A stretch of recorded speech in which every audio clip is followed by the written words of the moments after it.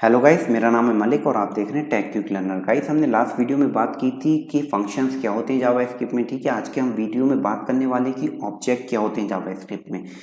तो ऑब्जेक्ट के बारे में हमने ओवरव्यू दिया था जब हम डेटा टाइप की बात कर रहे थे। तो जावास्क्रिप्ट में 8 तरीके के डेटा टाइप होते हैं। 7 जो होते हैं वो प्रिमिटिव होते हैं, मतलब सिंगल वैल्यू को होल्ड करते हैं, और ऑब्जेक्ट जो होते हैं वो मल्टीपल वैल्यू को होल्ड करते हैं। तो अब हम बात कर लेते हैं कि ऑब्जेक्ट को कितनी तरीके से हम इनिशलाइज कर सकते हैं। ठीक है, तो एक तो मैं मतलब वेरिएबल ले लिया मैंने यूज़र, ठीक है, उसको मैं मतलब ऑब्जेक्ट से इनिशलाइज कर दिया। एक तो ये करते हैं, ठीक है, ये मैंने ऑब्जेक्ट को इनिशलाइज कर दिया। अब मैं यहाँ पर अगर कंसोल डॉट लॉग कर लेता हूँ, ठीक है, यूज़र को अगर मैं कंसोल डॉट लॉग करता हूँ तो मुझे पता चल जाएगा कि ये एक ऑब्जेक्ट है। मैं यहाँ पे कंसोल किया है तो मुझे जाके देखना पड़ेगा कंसोल में, तो यहाँ पे मुझे दिख गया कि ऑब्जेक्ट है। ठीक है, ये ऑब्जेक्ट हो गया। अब मुझे बात आती है कि ऑब्जेक्ट क्या होते हैं। तो ऑब्जेक्ट जो होते हैं ना, तो ऑब्जेक्ट प्रॉपर्टी या मेथड को होल्ड करते हैं। ठीक है, ऑब्जेक्ट के अंदर प्रॉपर्टी और मेथड का कॉम्बिनेशन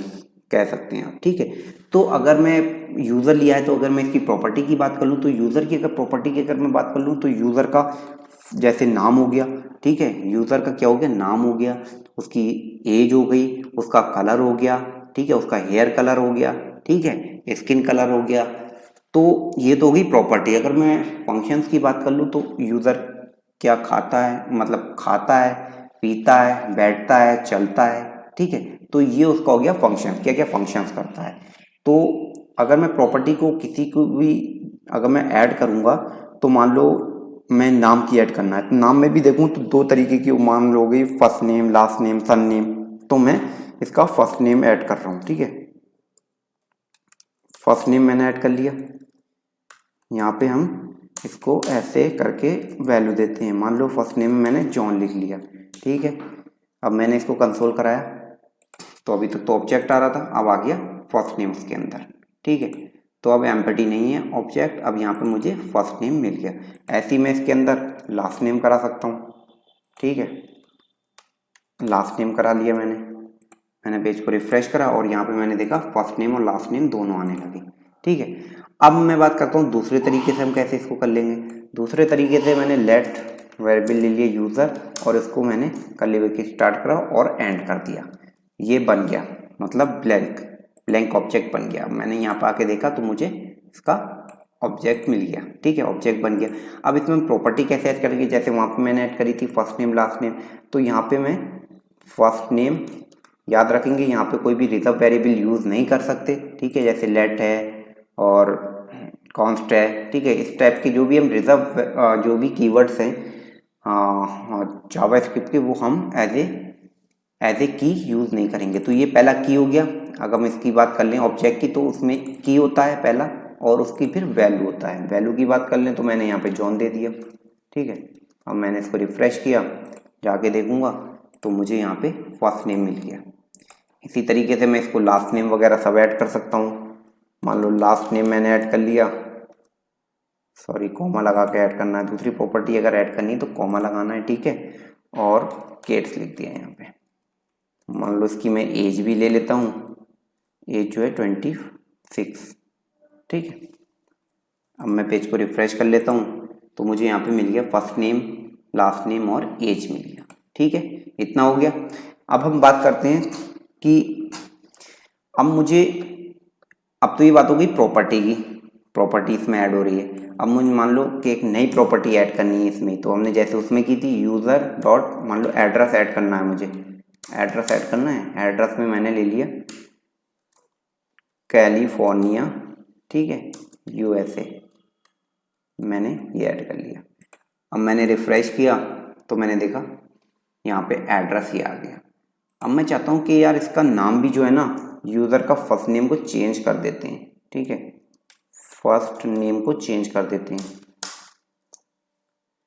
जॉन है, एली कर लेते हैं। ठीक है, एली कर लिया मैंने इसको।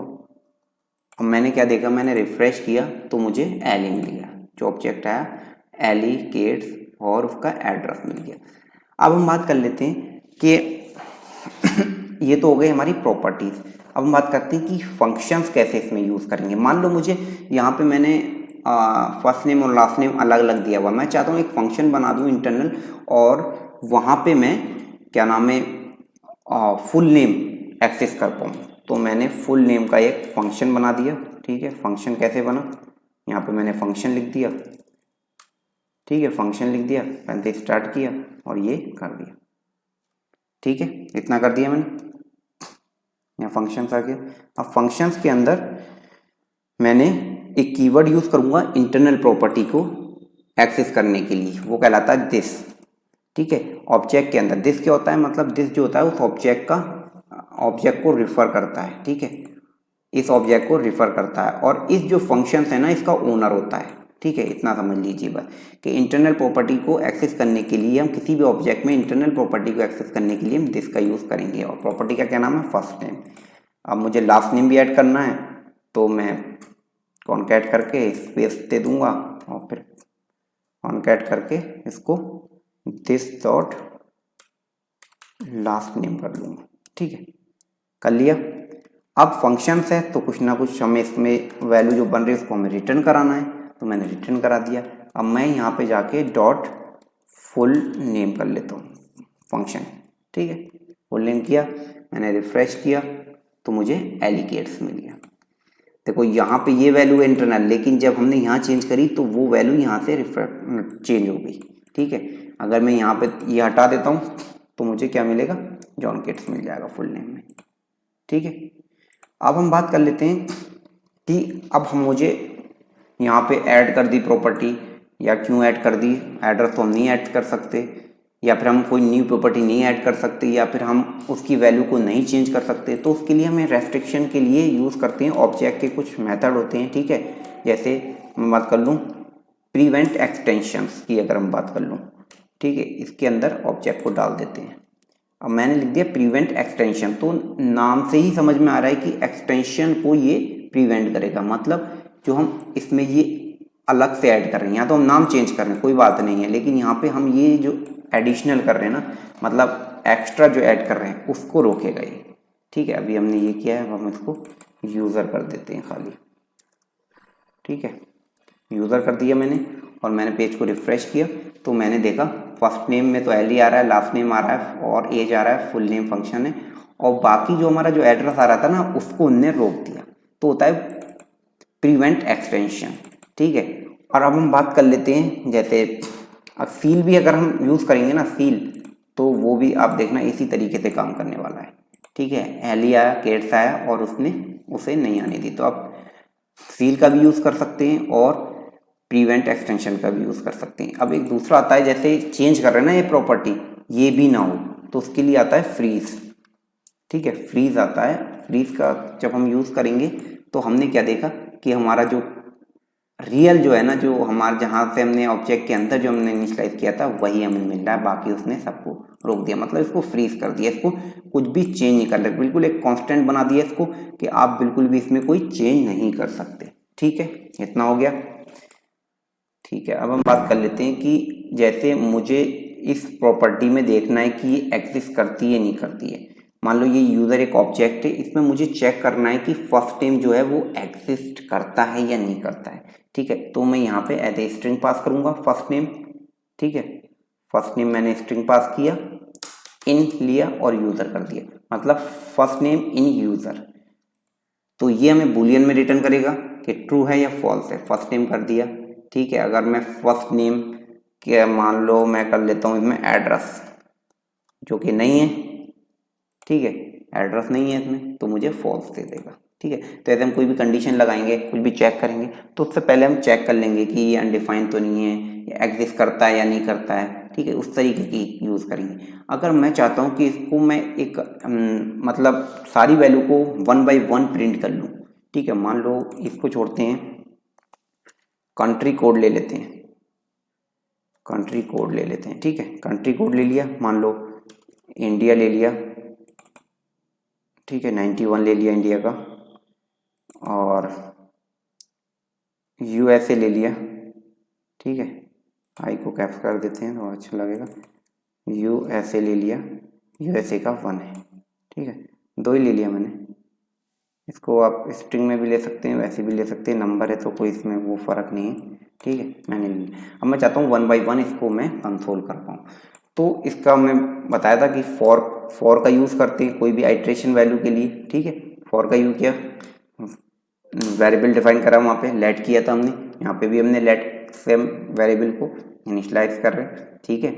तो अब यहाँ पे मैंने वेरिएबल ले लिया की, मान लो की ले लिया, ये जो कहलाती है की कहलाती है, तो मैंने की ले लिया, ये वैल्यू कहलाती है की, ठीक है। इन और ये क्या आएगा, ये जो है कंट्री कोड, ये ऑब्जेक्ट हो गया, ये हमने यहाँ पे ले लिया, ठीक है। पैरेंथेसिस कर्ली ब्रैकेट स्टार्ट किया और यहाँ पे मैंने कंसोल डॉट लॉग लिखा और मैं अगर अब यहाँ पे की वैल्यू देखूंगा तो देखूंगा क्या आती है मेरी की वैल्यू, ठीक है। मैं रिफ्रेश किया, इंडिया यूएसए आ गया। अब मैं इसकी वैल्यू को कैसे एक्सेस करूँगा, मैंने यहाँ पे की कर लिया। तो मैं बता दूँ आपको, जैसे कोई भी ऑब्जेक्ट है उसकी वैल्यू को एक्सेस करने के लिए यहाँ पे लगा के हमने उसको, सॉरी इसके अंदर हमने, सॉरी वो तो वेरिएबल है तो डायरेक्ट ही हम उसमें डाल सकते हैं, ठीक है। तो कंट्री कोड की तो इसकी वैल्यू आ जाएगी, ठीक है। 91 आ गई, 1 आ गई, ठीक है।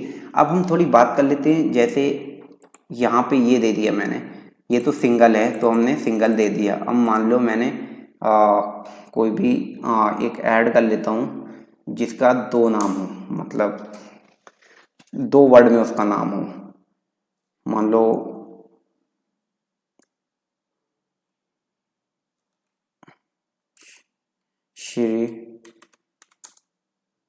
श्रीलंका ले लिया मैंने, ठीक है।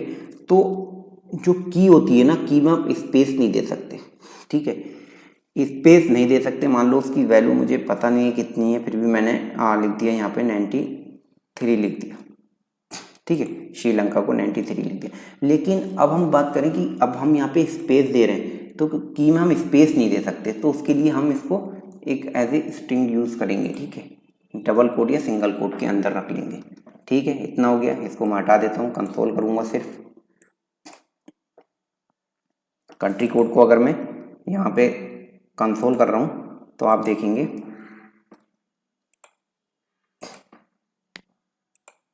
ठीक है, इंडिया यूएसए और श्रीलंका ये आ गया।